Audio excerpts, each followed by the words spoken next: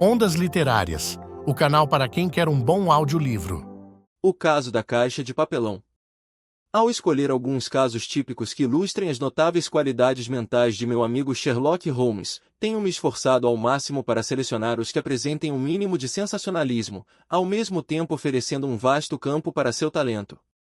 Infelizmente, porém, é impossível separar o sensacional do criminoso, e um narrador fica com o dilema de sacrificar detalhes que sejam essenciais ao seu trabalho e, assim, dar uma falsa impressão do problema, ou então deve usar o assunto que o caso, e não a escolha, lhe deu. Com este curto prefácio, volto-me para minhas anotações daquilo que foi uma cadeia de acontecimentos estranhos, embora peculiarmente terríveis. Era um dia extremamente quente de agosto. Baker Street parecia um forno, e o brilho do sol na fachada de tijolos amarelos da casa em frente à nossa chegava a doer nos olhos. Era difícil acreditar que aquelas paredes eram as mesmas que pareciam tão tristes na neblina do inverno.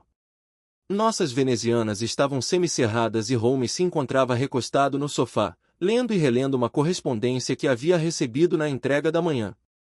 Meu tempo de serviço na Índia havia me preparado para suportar mais o calor do que o frio, e um termômetro assinalando 35 graus não era penoso para mim. Mas o jornal da manhã não tinha nada interessante. O parlamento entrará em recesso.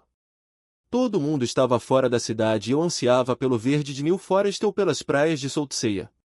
Uma conta bancária embaixo obrigara-me a adiar minhas férias, e quanto ao meu amigo, nem o campo nem o mar o atraíam. Ele adorava ficar misturado no meio de 5 milhões de pessoas, com suas teias se esticando e correndo entre elas, atento a qualquer rumor ou suspeita de crime misterioso. Entre suas muitas virtudes não estava o gosto pela natureza, e sua única mudança foi quando afastou da cabeça o criminoso da cidade para perseguir o malandro do campo. Vendo que Holmes estava absorto demais para conversar, deixei de lado o jornal insosso e me recostei na cadeira, mergulhando numa divagação. De repente a voz do meu amigo interrompeu meus pensamentos.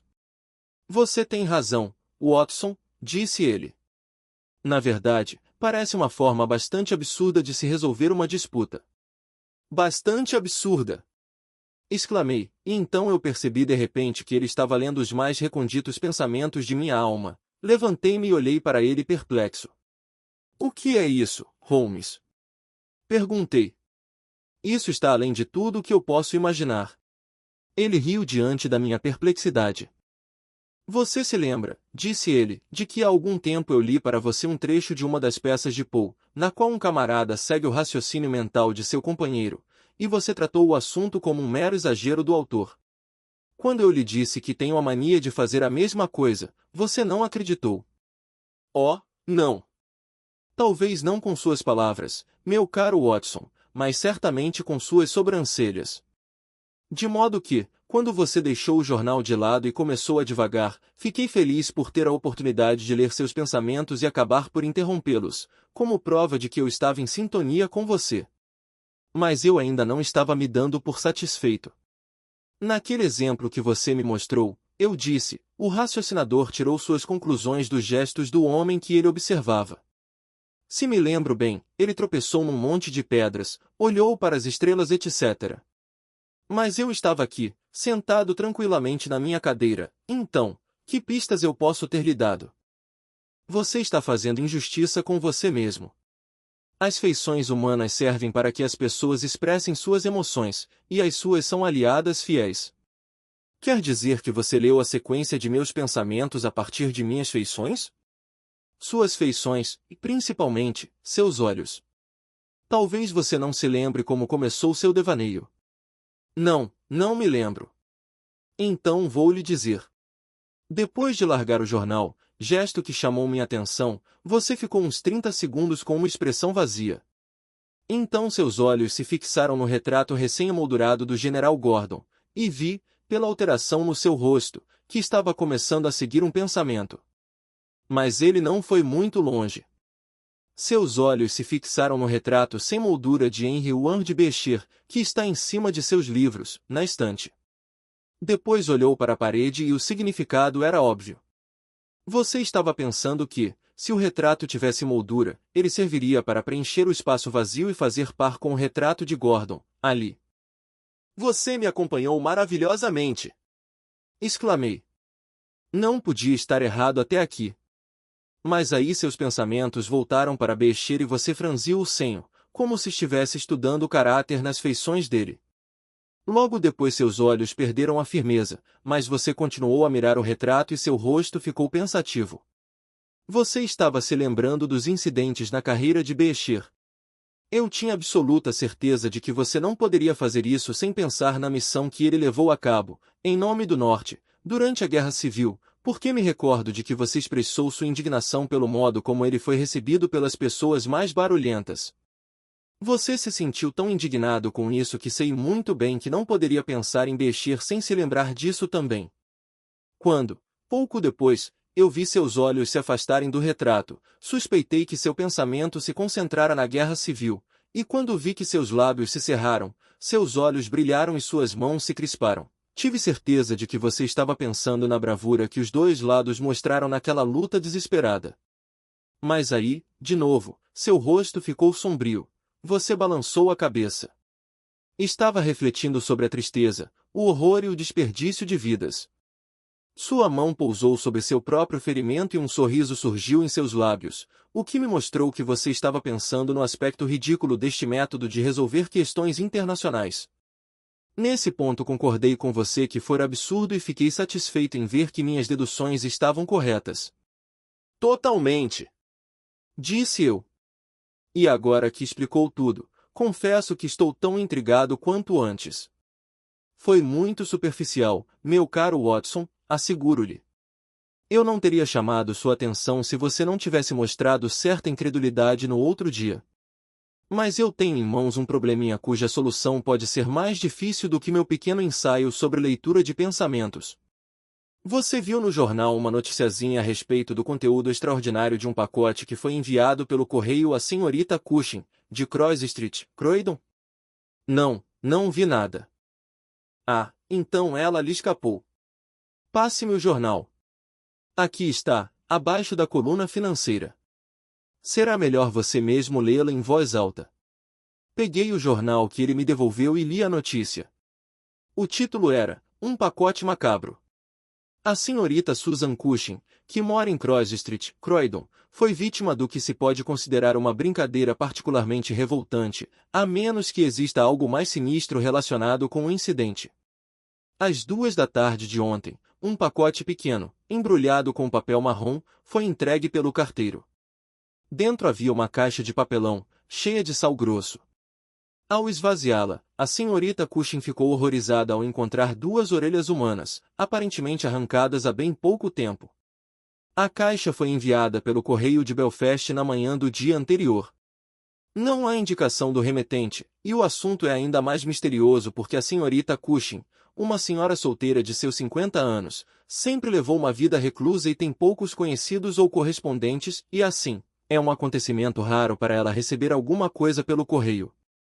Entretanto, há alguns anos, quando ela morou em Penge, alugou quartos, na sua casa, para 3 jovens estudantes de medicina, dos quais ela foi obrigada a se livrar por causa dos hábitos barulhentos e irregulares deles. A polícia acredita que isso pode ter sido perpetrado contra a senhorita Cushing pelos 3 rapazes, que lhe deviam uma vingança e que esperavam assustá-la enviando-lhe relíquias da sala de dissecação. Essa hipótese é sustentada pelo fato de um dos estudantes ser do norte da Irlanda e, de acordo com a senhorita Cushing, de Belfast.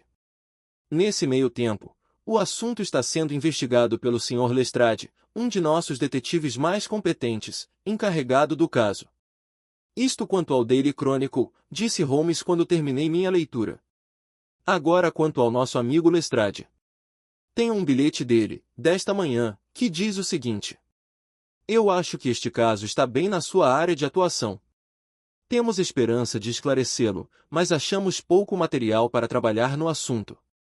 Telegrafamos, é claro, ao correio de Belfast, mas naquele dia foi entregue uma grande quantidade de pacotes e eles não têm meios de identificar este em particular, ou o remetente. A caixa pesa meia libra, é de fumo para cachimbo e não nos forneceu nenhuma pista. Parece-me que a hipótese dos estudantes é a mais plausível, mas se você tiver algumas horas livres, ficarei contente em vê-lo aqui. Estarei, durante todo o dia, na casa ou na delegacia. O que você acha, Watson? Poderá suportar o calor e ir comigo a Croydon, com a possibilidade de mais um caso para os seus anais? Eu já estava com saudade de fazer alguma coisa. Vai ter, então. Peça a empregada para chamar um táxi. Estarei pronto em 1 minuto, assim que trocar minha roupa e encher a cigarreira. Choveu enquanto estávamos no trem e o calor estava mais suportável em Croydon do que em Londres. Holmes havia mandado um telegrama, de modo que Lestrade, firme, ativo e atento, como sempre, estava nos esperando na estação. Andamos durante 5 minutos até Cross Street, onde morava a senhorita Cushing. Era uma rua comprida, de casas com fachadas de tijolos, 2 andares, elegantes e bem conservadas, com degraus de pedra, e havia pequenos grupos de mulheres de avental conversando nas portas das casas. Lestrade parou na metade da rua e bateu em uma porta, e uma empregada abriu. A senhorita Cushing estava sentada no quarto da frente, para onde fomos levados. Era uma mulher de rosto plácido, com olhos grandes e suaves, cabelos grisalhos em ondas que desciam pelas fontes. Tinha no colo uma cobertura para a poltrona e uma cesta com fios de seda multicolorido estava num banquinho ao seu lado. Aquelas coisas medonhas estão no quarto de despejo, ela disse quando Lestrade entrou. Gostaria que o senhor as levasse daqui imediatamente. Pois não, senhorita Cushing. Eu as deixei aqui para que meu amigo, Sr. Holmes, as visse em sua presença. Por que em minha presença, senhor? Para o caso de ele querer fazer-lhe algumas perguntas. O que adianta me fazer perguntas se eu já lhe disse que nada sei a respeito disso? Está certo, madame, disse Holmes, conciliador. Tenho certeza de que a senhorita já se aborreceu o suficiente com este negócio. De fato, senhor. Sou uma mulher pacata e vivo sozinha. É uma coisa inteiramente nova para mim ver meu nome nos jornais e ter a polícia aqui em casa.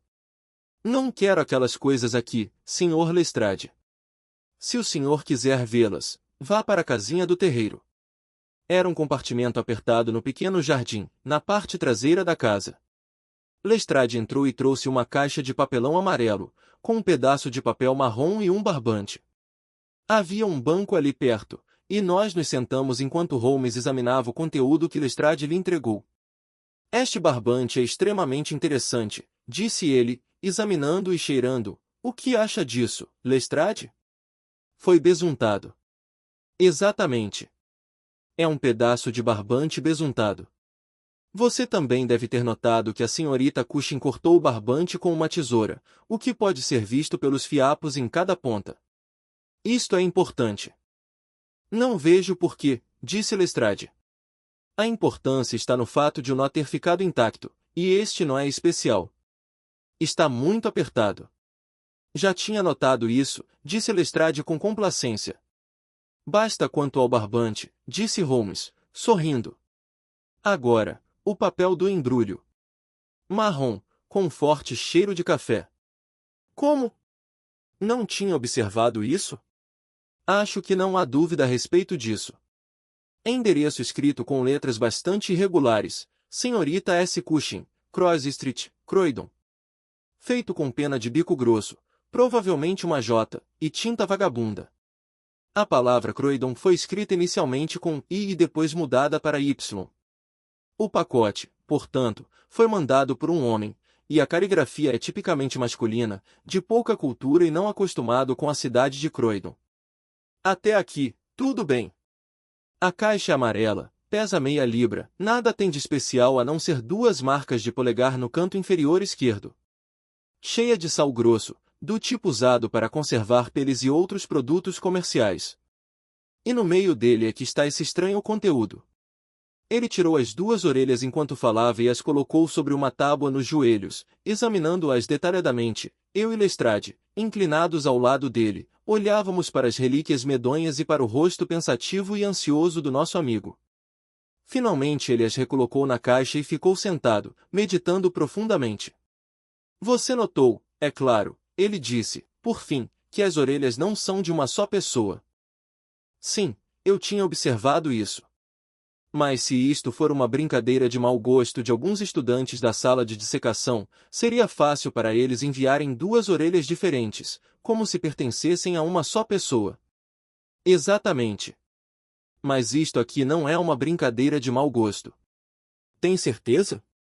Tudo indica que não é. Corpos da sala de anatomia recebem injeções de um fluido conservante. Estas orelhas não o têm. São frescas, também. Foram arrancadas com um instrumento sem muito corte, o que dificilmente aconteceria se tivesse sido feito por um estudante de medicina. Ele usaria o conservante líquido, não o sal grosso. Repito que nós não temos aqui uma travessura de estudantes, mas estamos frente a um crime grave. Um vago arrepio percorreu meu corpo enquanto ouvia as palavras de meu amigo, e vi a gravidade do assunto estampada em suas feições. Este prelúdio brutal parecia lançar um horror estranho e inexplicável no passado. Lestrade, no entanto, sacudiu a cabeça como uma pessoa não inteiramente convencida.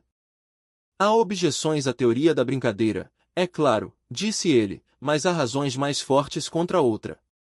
Sabemos que esta mulher levava uma vida tranquila e respeitável em Penge e também aqui durante os últimos 20 anos. Ela quase nunca ficou fora de casa, por um dia sequer, durante esse tempo. Por que, então, um criminoso lhe enviaria as provas de sua culpa, principalmente quando ela entende tão pouco do assunto quanto nós, a não ser que seja uma atriz consumada? Este é o problema que nós temos de resolver, respondeu Holmes, e de minha parte eu vou partir do pressuposto de que meu raciocínio está correto e que foi cometido um duplo assassinato. Uma destas orelhas é de mulher, pequena, delicada, furada para uso de brinco, a outra é de homem, queimada de sol, descorada e também com um furo para brinco. Provavelmente essas duas pessoas estão mortas, ou já teríamos ouvido o caso antes. Hoje é sexta-feira. O pacote foi enviado na quinta de manhã. A tragédia aconteceu, então, na terça ou na quarta, ou mesmo antes.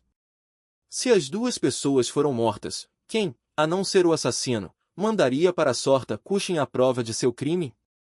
Podemos supor que o remetente do pacote seja o homem que queremos. Mas ele deve ter tido um motivo muito forte para enviar o pacote à sorta Cushing. Que motivo? Deve ser o de comunicar a ela que o destino se cumpriu, ou para feri-la, talvez, mas, neste caso, ela saberia quem é ele. Será que ela sabe? Duvido. Se soubesse, por que chamaria a polícia? Ela teria enterrado as orelhas e ninguém ficaria sabendo de nada. Isso é o que ela faria se quisesse proteger o criminoso. Mas, se não quisesse protegê-lo, diria seu nome. Há um nó aqui que precisa ser desfeito. Ele estivera falando em voz alta, rapidamente, olhando absorto por cima da cerca do jardim, mas levantou-se bruscamente e se dirigiu para casa. Tenho algumas perguntas a fazer à sorta Cushing. Neste caso, vou deixá-lo aqui, disse Lestrade, porque tenho de cuidar de um outro assunto. Creio que nada mais tenho a ouvir da sorta Cushing. Você me encontrará na delegacia. Passaremos por lá quando formos pegar o trem, respondeu Holmes. Pouco depois Holmes e eu estávamos de volta ao quarto da frente, onde a mulher, impassível, continuava trabalhando. Ela deixou o trabalho no colo quando entramos, e nos observou com os olhos azuis perscrutadores e francos. Tenho certeza, senhor, disse ela, de que tudo isso é um engano, e que o pacote, na verdade, não se destinava a mim.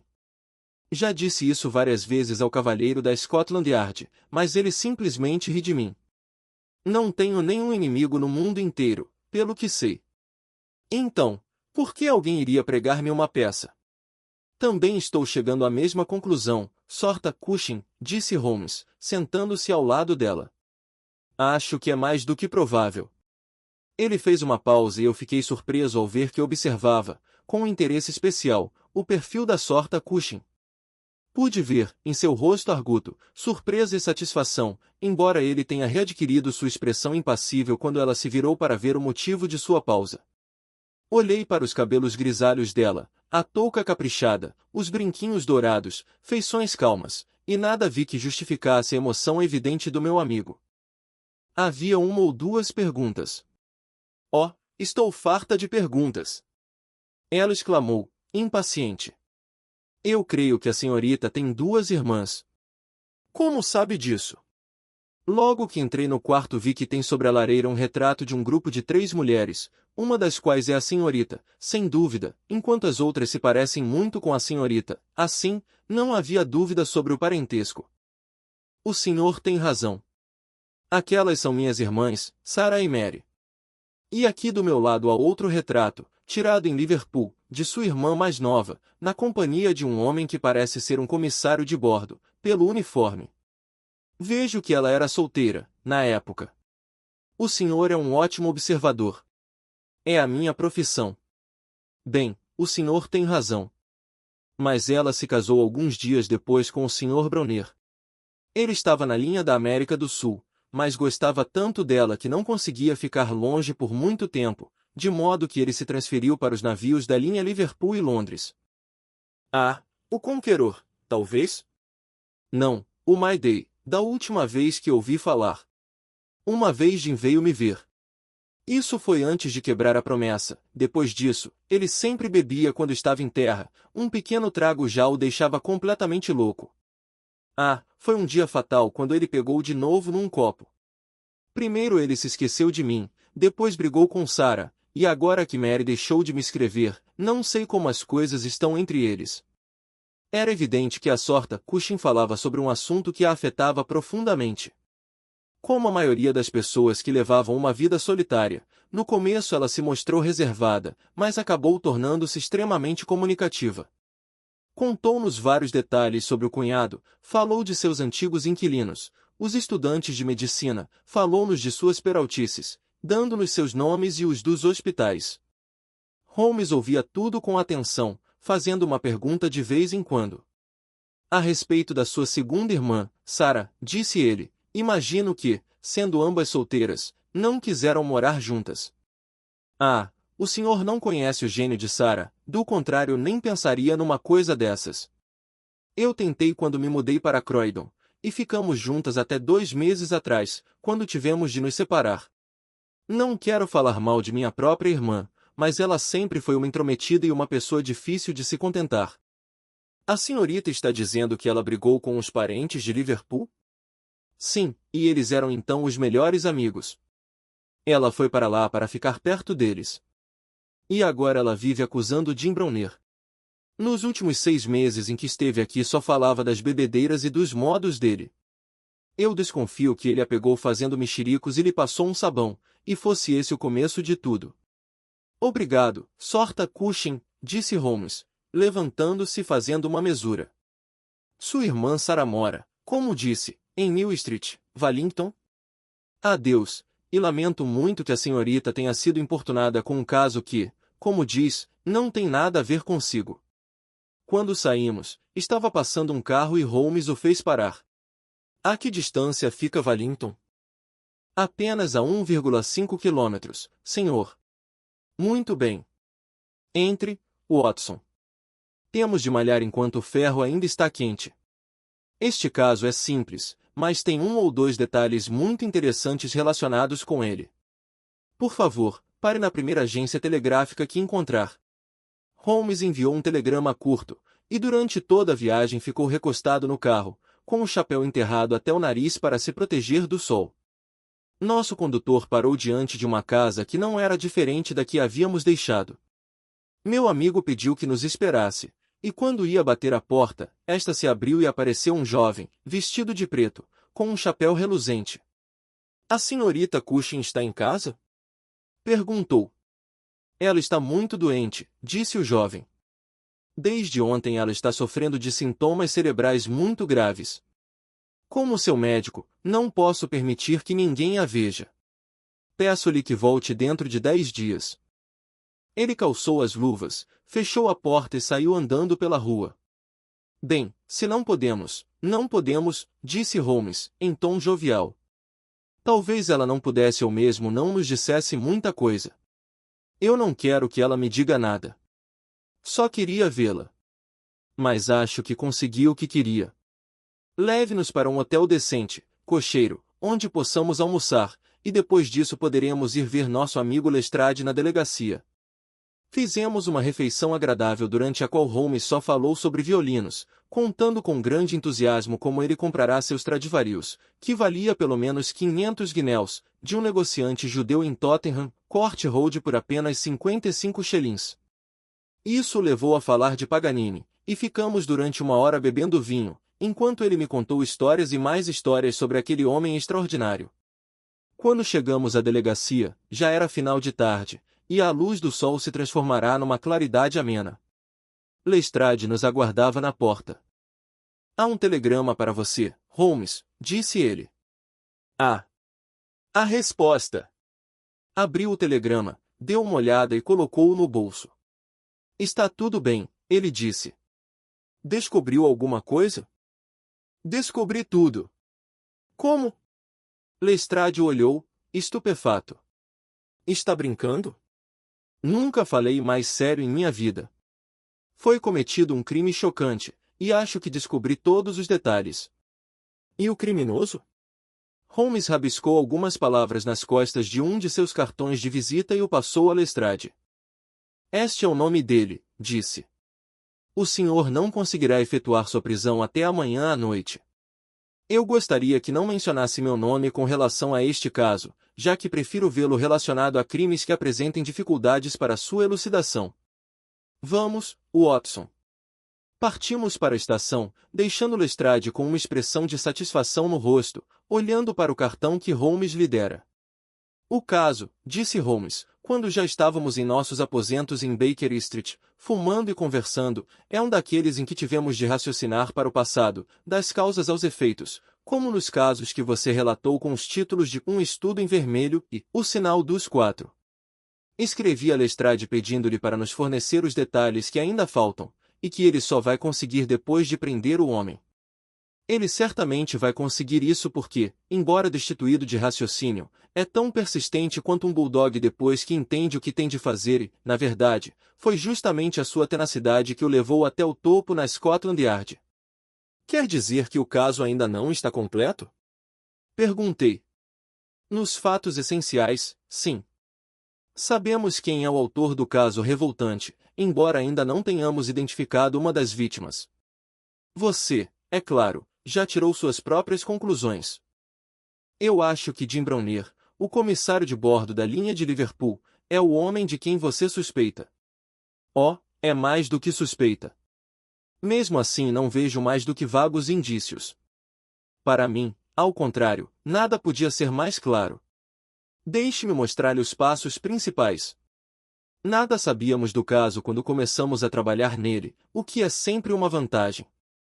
Não tínhamos teorias prontas. Estávamos lá simplesmente para observar e tirar conclusões de nossas observações.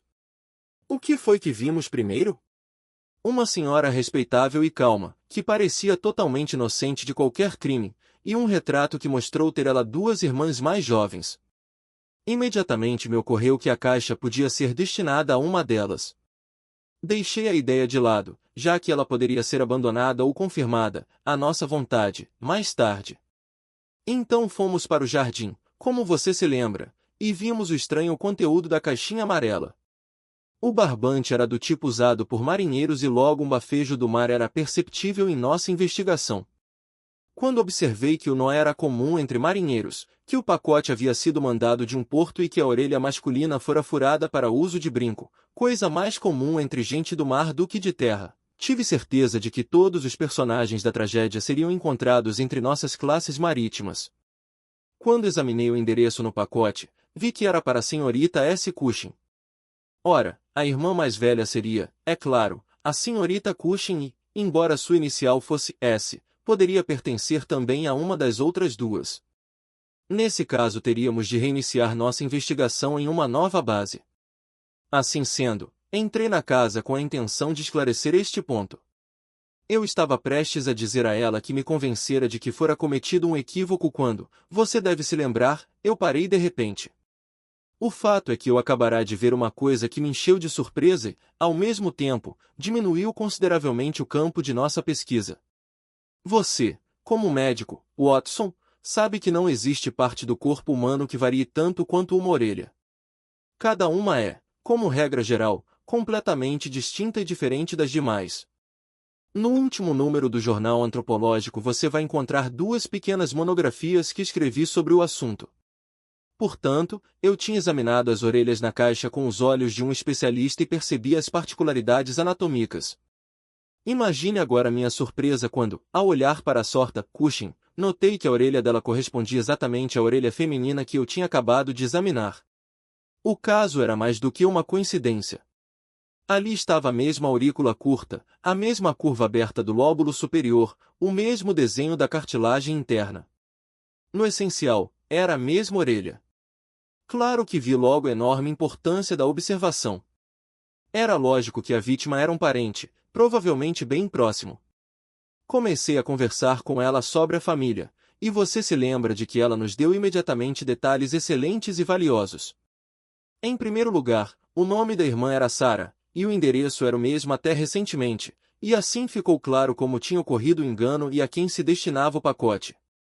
Ela falou, então, do comissário de bordo, casado com a terceira irmã, e soubemos que, em certa época, ele ficou tão íntimo da sorta Sarah que ela até acabou se mudando para Liverpool a fim de ficar perto dos Browners, mas uma briga os afastou mais tarde. Esta briga interrompeu as comunicações durante meses, de modo que, se Browner tivesse que endereçar um pacote à sorta Sarah, sem dúvida nenhuma usaria o antigo endereço. E agora o assunto começou a se esclarecer maravilhosamente. Sabíamos da existência de Browner, um homem impulsivo, de paixões fortes. Lembre-se de que ele abandonou um emprego bem superior a fim de ficar mais perto da esposa, um homem também sujeito a bebedeiras ocasionais. Tínhamos motivo para supor que sua esposa fora assassinada e que um homem, possivelmente um homem do mar, também fora morto. Como motivo do crime surge-nos imediatamente o ciúme. Por que a sorta Sarah Cushing deveria receber as provas do crime? Provavelmente porque, durante seu estado em Liverpool, ela, de alguma forma, tinha participado dos acontecimentos que culminaram com a tragédia. Note que esta linha de navios aporta em Belfast, Dunbley e Waterford. Dessa forma, supondo-se que Browner tenha cometido o crime e embarcado em seguida no seu navio, o My Day, Belfast seria o primeiro lugar de onde ele poderia enviar sua terrível encomenda. Nesta altura, uma segunda solução seria possível, e embora a considere muito improvável, eu estava decidido a elucidá-la antes de seguir em frente. Um apaixonado frustrado poderia ter matado o Sr. e Sra. Browner, e a orelha masculina podia ser a do marido. Havia muitas objeções graves a esta teoria, mas era possível. Então mandei um telegrama ao meu amigo Algar, da polícia de Liverpool, e pedi-lhe para verificar se a Sra. Browner estava em casa e se o marido tinha embarcado no My Day. Depois disso fomos para Wallington, visitar a sorta Sarah. Em primeiro lugar, eu estava curioso para ver até que ponto o tipo de orelha da família estava reproduzido nela. Além disso, é lógico, ela podia nos dar informações importantes, mas eu não estava muito convencido que ela iria fazê-lo. Ela deve ter ouvido falar no caso no dia anterior, já que toda a Croydon falava do assunto, e ela mesma deve ter compreendido a quem se destinava o pacote. Se ela estivesse disposta a ajudar a polícia, já teria entrado em contato com as autoridades. Entretanto, era nosso dever visitá-la, e fomos. Descobrimos que a notícia da chegada do pacote, já que a doença dela data desse dia, teve um impacto enorme sobre ela, até mesmo provocando uma febre cerebral. Estava mais do que claro que ela percebera o significado, mas também estava claro que nós teríamos de esperar algum tempo até recebermos alguma ajuda da parte dela. Em todo caso, não dependeríamos totalmente dela. Tínhamos respostas à nossa espera na delegacia, para onde pedi que Algar as enviasse. Nada podia ser mais conclusivo. A casa da Sra. Browner estava fechada havia mais de 3 dias e os vizinhos achavam que ela viajara para o sul, para visitar parentes. Verificou-se nos escritórios da companhia que Browner partirá a bordo do My Day e eu calculo que ele esteja no Thames amanhã à noite. Quando ele chegar, o obtuso mas decidido Lestrade estará esperando por ele, e eu não tenho nenhuma dúvida de que completaremos todos os detalhes. Sherlock Holmes não foi desapontado nas suas esperanças. 2 dias depois recebeu um envelope volumoso, com um bilhetinho do detetive e um relatório datilografado, que cobria várias páginas de papel ao maço. Lestrade o apanhou, disse Holmes, olhando para mim. Talvez lhe interesse ouvir o que ele diz. Caro Sr. Holmes. De acordo com o plano que nós havíamos elaborado para comprovar nossas hipóteses, o nós aqui é bem interessante, não é? Fui para o Cais Albert, ontem, às 6 horas, e entrei no SS My Day, pertencente a Liverpool, Dublin and London Steam Packet Company. Ao indagar, soube que havia a bordo um comissário com o nome de James Browner, e que durante toda a viagem ele agiu de uma forma tão estranha que o capitão se viu obrigado a dispensá-lo de suas funções. Desci à sua cabine e o encontrei sentado num caixote com a cabeça mergulhada nas mãos, balançando-se para frente e para trás. É um sujeito grande e forte, rosto liso e pele bem morena, como Aldridge, aquele que nos ajudou no caso da lavanderia. Ele deu um pulo quando eu lhe falei de minha missão, e usei o apito para chamar 2 policiais do cais, que estavam próximos, mas ele deu a impressão de estar completamente desalentado e estendeu tranquilamente as mãos para as algemas. Nós o trouxemos para a delegacia, assim como o caixote, porque pensamos que talvez contivesse algo incriminador, mas a não ser um facão afiado, usado pela maioria dos marinheiros, não encontramos nada que nos interessasse. Mas achamos que não precisamos de mais provas porque, ao ser levado até o inspetor, na delegacia, ele pediu para fazer uma declaração que, é claro, foi anotada exatamente como ele a fez pelo nosso taquígrafo. Fizemos 3 cópias datilografadas, uma das quais estou anexando. O caso é extremamente simples, como eu sempre achei, mas sou grato por ter me ajudado na minha investigação. Com os melhores agradecimentos. Atenciosamente. G. Lestrade. 1. A investigação foi realmente bem simples, comentou Holmes, mas eu acho que ele não tinha essa opinião quando nos chamou no início. Em todo caso, vamos ver o que Jim Browner tem a dizer. Esta é a sua declaração de modo como foi feita perante o inspetor Montgomery, na delegacia de polícia de Shadwell, e tem a vantagem de ser com as palavras do próprio criminoso. Se tenho alguma coisa a dizer? Sim, tenho muito a dizer. Tenho de limpar minha consciência. Podem me enforcar ou podem me deixar em paz. Não me importa o que vocês vão fazer comigo. Digo-lhes que não preguei os olhos desde que fiz aquilo e acho que não vou conseguir de novo. Algumas vezes é a cara dele, mas geralmente é a dela. Sempre uma ou outra está na minha frente. Ele me olha carrancudo, ameaçador, mas ela tem uma espécie de surpresa no rosto. Oh, coitadinha, ela devia estar surpresa quando viu a morte no rosto que só mostrava amor por ela. Mas a culpa foi de Sarah, e que a maldição de um condenado caia sobre ela e que o sangue lhe apodreça nas veias. Não é que eu queira me inocentar. Sei que voltei a beber como o animal que fui. Mas ela teria me perdoado, ela teria continuado ligada a mim, como sempre, se aquela mulher não tivesse enegrecido nosso lar. Porque Sarah Cushing me amava, esta é a raiz da história, e me amou até que todo o seu amor se transformou num ódio virulento quando viu que eu gostava mais das pegadas de minha mulher na lama do que do seu corpo e sua alma. Eram 3 irmãs. A mais velha era uma boa mulher, a segunda, um demônio, e a terceira, um anjo. Sarah tinha 33 anos e Mary 29 quando eu me casei. Éramos muito felizes quando fomos morar juntos, e em toda Liverpool não havia ninguém melhor do que minha Mary. Então convidamos Sarah para passar uma semana conosco. A semana se estendeu para um mês, uma coisa levando a outra. Ela finalmente ficou sendo uma de nós. Eu não bebia naquela época, e estávamos guardando dinheiro, e tudo estava indo muito bem. Meu Deus, quem poderia pensar que terminaria assim? Quem poderia sonhar com isso? Normalmente eu ficava em casa nos fins de semana e muitas vezes passava a semana toda, se acontecesse de o navio estar sendo carregado, de modo que via frequentemente minha cunhada, Sarah. Ela era uma bela mulher, alta, morena, ativa e enérgica, porte solene e um brilho faiscante nos olhos. Mas quando minha pequena Mary estava comigo, eu nunca pensava em Sarah, e isso eu juro como espero a misericórdia de Deus. Às vezes parecia que ela gostava de ficar sozinha comigo, ou que gostava de me convidar para passear com ela, mas nunca dei importância a isso. Mas, uma noite, abri meus olhos. Eu havia chegado do navio e vi que minha mulher tinha saído, mas Sarah estava em casa. Onde está Mary? Perguntei. Oh, ela saiu para pagar algumas contas. Eu estava impaciente e fiquei andando de um lado para o outro na sala. Você não consegue ficar feliz durante 5 minutos sem Mary, Jean? Ela perguntou. É pouco lisonjeiro para mim que você não se contente com a minha companhia por tão pouco tempo. Tudo bem, minha cara, eu disse, estendendo gentilmente minhas mãos para ela, mas ela as segurou por uns segundos e suas mãos estavam queimando como se ela estivesse com febre. Olhei-a nos olhos e vi tudo. Ela não precisava falar, nem eu. Fiquei sério na mesma hora e retirei minhas mãos.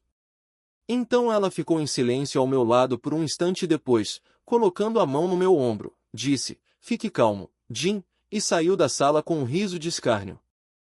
Bem, a partir daquela ocasião Sarah me odiou de todo o coração, e ela é uma mulher que sabe odiar também. Fui um tolo por ter deixado que ela continuasse conosco, um completo idiota, mas nunca disse uma palavra sequer a Mary, já que eu sabia que isso iria magoá-la.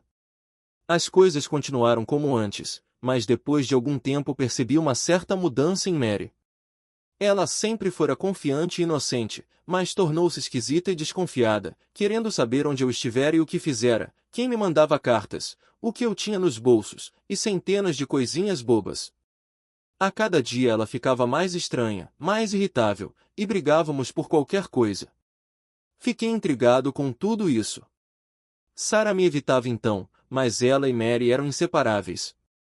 Agora entendo que ela estava conspirando malevolamente e envenenando minha mulher contra mim, mas eu era tão cego que não percebi isso naquela época. Então quebrei minha promessa e comecei a beber de novo, mas eu acho que não teria recomeçado se Mary tivesse continuado a ser a mesma.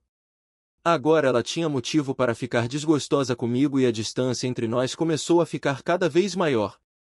E então esse Alec Fairbairn apareceu, e as coisas ficaram ainda piores.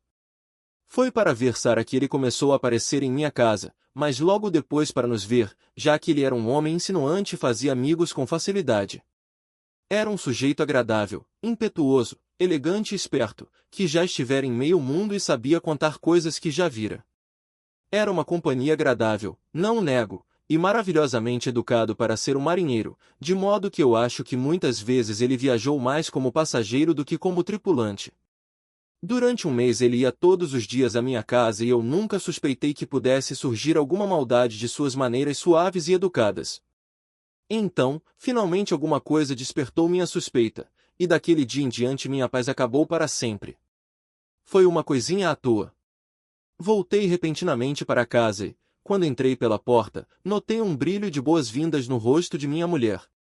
Mas quando ela viu que era eu, o brilho sumiu e ela se afastou, com o desapontamento estampado no rosto.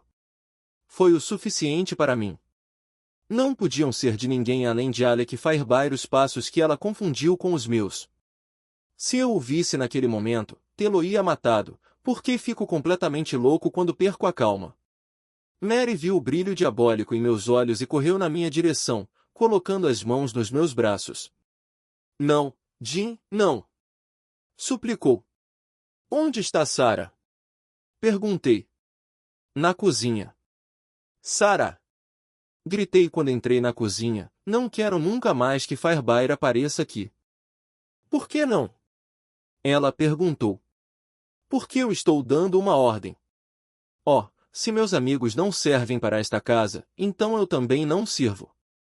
Pode fazer o que quiser, mas se Fairbairn aparecer de novo por aqui, vou mandar para você uma orelha dele como lembrança.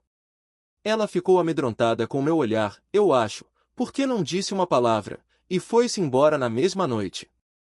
Bem, não sei se foi pura maldade dessa mulher ou se ela pensava que podia me colocar contra minha esposa, estimulando o mau comportamento dela. Seja lá como for, ela alugou uma casa a apenas 2 ruas de distância e abriu uma pensão para marinheiros. Fairbairn costumava ficar lá, e Mary ia tomar chá com a irmã e Alec. Não sei quantas vezes ela esteve lá, mas um dia eu a segui, e quando entrei pela porta, Fairbairn fugiu pelo muro do jardim, como o gambá medroso que ele era. Jurei à minha mulher que eu a mataria se a encontrasse de novo na companhia dele, e a levei de volta comigo, soluçando e tremendo, branca feito cera. Não havia mais nenhum vestígio de amor entre nós. Eu podia perceber que ela me odiava e me temia, e só de pensar nisso comecei a beber mais ainda, e ela passou a me desprezar também. Bem, Sarah achou que não podia continuar morando em Liverpool, e voltou, eu acho, para morar com a outra irmã em Croydon, mas as coisas em minha casa continuaram aos trancos como sempre. Chegou, então, esta última semana, com toda a desgraça e ruína. Foi assim, tínhamos partido no Mayday para uma viagem de ida e volta de 7 dias, mas uma chapa do casco afrouxou e inundou a maquinaria, então tivemos de voltar ao porto para um reparo de 12 horas. Saí do navio e fui para casa, pensando na surpresa que seria para minha mulher e achando que talvez ela ficasse contente em me ver mais cedo. Pensava assim quando entrei na minha rua, e naquele momento vi um coche passando por mim, e lá dentro estava ela, sentada ao lado de Fairbairn, os dois conversando e rindo, sem perceberem que eu estava ali, vendo tudo da calçada. Vou lhes dizer, palavra de honra, que daquele momento em diante eu não estava mais senhor de mim mesmo e tudo me parece um sonho quando tento me lembrar. Eu estivera bebendo bastante e as duas coisas juntas viraram minha cabeça. Tem um negócio batendo na minha cabeça, como uma britadeira, mas naquela manhã parecia que as cataratas do Niágara estavam assobiando e zunindo em meus ouvidos. Saí correndo atrás do carro. Tinha um pesado bastão de carvalho nas mãos e lhes digo que estava furioso, mas, enquanto corria, fiquei esperto também, e me mantive um pouco afastado, para poder vê-los sem ser visto. Logo depois eles desceram na estação de trem. Havia muita gente na bilheteria, de modo que cheguei perto deles, sem que me vissem. Compraram passagens para New Brighton. Eu também, mas fiquei uns 3 vagões mais atrás. Quando chegamos, eles desceram e se dirigiram para a praia, e eu estava sempre a uns 200 metros de distância. Finalmente os vi alugarem um bote e saírem remando, pois era um dia muito quente e certamente eles pensavam que na água seria mais refrescante. Era como se eles tivessem sido entregues nas minhas mãos. Havia uma espécie de neblina e não se conseguia ver mais do que algumas centenas de metros. Também aluguei um bote e parti atrás deles. Eu só conseguia ver uma mancha do bote deles, pois estavam seguindo tão depressa quanto eu e deviam estar mais ou menos a 1,5 quilômetros da praia, quando eu os alcancei. A neblina era uma espécie de cortina ao nosso redor, e lá estávamos nós três, no meio. Meu Deus, será que vou esquecer a expressão de seus rostos quando descobriram quem estava no barco que se aproximava do deles? Ela gritou. Ele praguejou como um louco e tentou me acertar com um remo, pois viu a morte no meu rosto. Eu me esquivei e o acertei com meu bastão, estourei a cabeça dele como um ovo. Eu podia tê-la poupado, talvez, embora estivesse alucinado, mas ela lançou os braços em volta dele, chorando e se lamentando, chamando-o de Lalek. Bati de novo e ela caiu ao lado dele. Eu era uma fera selvagem que tinha acabado de sentir o gosto de sangue. Se Sarah estivesse ali, ela se juntaria a eles, por Deus. Arranquei meu facão e, bem, já disse o suficiente. Senti uma espécie de alegria selvagem quando imaginei como Sarah se sentiria ao receber aqueles sinais como resultado de suas intrigas. Amarrei, então, os corpos no barco, quebrei uma tábua e fiquei ali até vê-los no fundo. Eu sabia muito bem que o dono do barco iria pensar que eles haviam se perdido na neblina e acabaram indo para o mar. Limpei-me, voltei à terra e embarquei no navio sem que ninguém desconfiasse do que ocorrerá. Naquela noite preparei o pacote para Sarah Cushing e no dia seguinte o enviei de Belfast. Aí está toda a verdade da história.